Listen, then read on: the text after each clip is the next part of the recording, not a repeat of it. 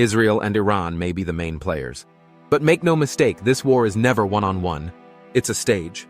And behind the curtain are giants, superpowers, allies, proxy states, some public, some hidden, each with their own agendas, each ready to fuel the fire when the match is lit.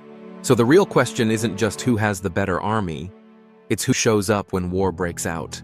This is the full picture of alliances, loyalty, betrayal, and global chess in the Iran-Israel conflict. Let's begin. Part 1. Israel's Inner Circle. America, first and always. There's one ally Israel can always count on: the United States of America. Since 1948, when Israel was born, America has stood behind it with military, economic, and diplomatic power. But after 1967, after the Six-Day War, the alliance became unshakable. Israel receives over $3.8 billion in U.S. military aid every year. They get access to top-tier tech, F-35s, Iron Dome interceptors, precision missiles. U.S. military satellites feed intel directly to Israeli command. There are joint military drills, shared cyber ops, co-developed weapons systems. And when things heat up, the U.S. doesn't just watch. They veto UN resolutions against Israel. They rush ammo, interceptors, and funding. They deploy carriers to the Mediterranean just in case. Behind Israel's sword is America's shield. But America isn't alone. Part 2. Israel's new Arab allies, enemies turned friends. It sounds crazy, but in recent years, Israel has gained Arab allies. The Abraham Accords changed everything. Signed in 2020, Israel made peace with the UAE, Bahrain, Morocco, and Sudan. Behind closed doors, Israel shares intel on Iran with Saudi Arabia and Egypt. Yes, even though they don't have formal diplomatic ties. Why? Because Iran is the common threat. Saudi Arabia sees Iran's Shia expansion as an existential problem. And Israel? The enemy of my enemy is now my silent partner. Military exercises between Israel, UAE, and the US are now common. Israeli defense systems are being integrated into Gulf radar networks. In the event of war with Iran, don't be surprised if Arab skies are open to Israeli jets. Part 3. Iran's global friends, the China-Russia axis. Iran isn't alone either. It has two heavy hitters in its corner, China and Russia. China sees Iran as a key pillar in its Belt and Road Initiative. They signed a $400 billion 25-year agreement on trade, oil, and military cooperation. Chinese drones, surveillance tools, and tech are helping Iran modernize. They've even conducted joint naval drills in the Gulf. Russia, a more aggressive player. They've partnered with Iran in Syria, defending Bashar al-Assad. Russian jets and Iranian militias have coordinated strikes. Iran has supplied drones to Russia for Ukraine. And Russia has given Iran advanced anti-aircraft systems like the S-300. So while Israel has the US, Iran has a China-Russia axis, quietly growing in the shadows. Part 4.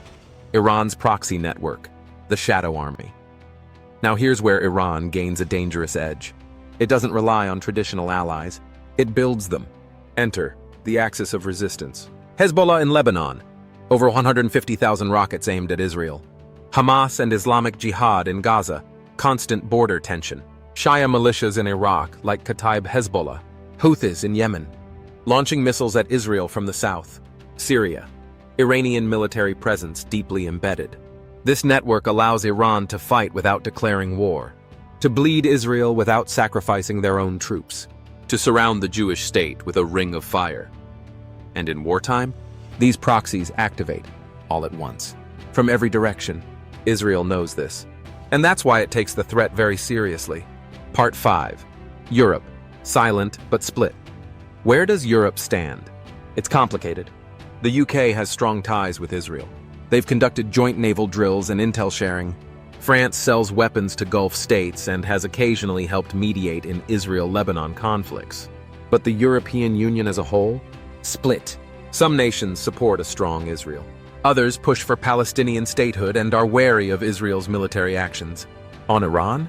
Europe has tried to save the nuclear deal, offering economic incentives in exchange for compliance. But after the US withdrawal under Trump, Europe's influence weakened. If war breaks out, Europe is more likely to call for peace than pick a side. Part 6. The United Nations. Allies or adversaries. The UN is unpredictable. Israel sees it as biased. Numerous resolutions have condemned Israeli actions, especially in Gaza and the West Bank. Iran, ironically, has often used the UN to cry foul. In wartime, the UN may criticize both sides, but rarely acts decisively. True power lies elsewhere, in the Security Council. And with Russia and China holding veto power, any attempt to sanction Iran aggressively is blocked. So while the UN may be loud, it's rarely effective. Part 7.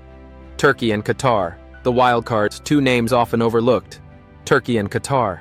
Turkey, under Erdogan, has had rocky relations with Israel. Yet they also trade and occasionally coordinate diplomatically. Turkey backs Palestinian causes and has ties with Hamas. But they also don't want Iran to become too dominant. Qatar? It plays all sides. Hosts US bases. Funds Hamas. Engages in back-channel diplomacy. These nations may not fight, but their money, media influence, and diplomacy can tilt narratives worldwide. Part 8.